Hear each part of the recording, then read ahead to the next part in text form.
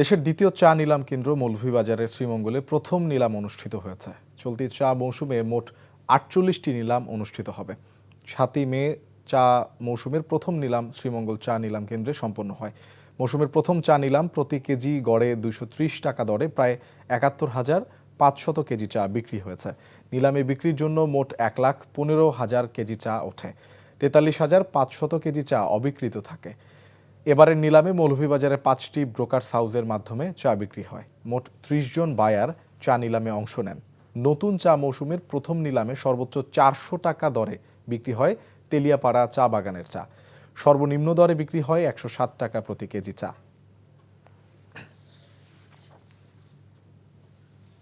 Bundle থাকলে প্রতি সেনমানিতে টাকা বাঁচবে। বিকাশ সেনমানি বান্ডেল কিনে জিতুন প্রতি লেনদেনে।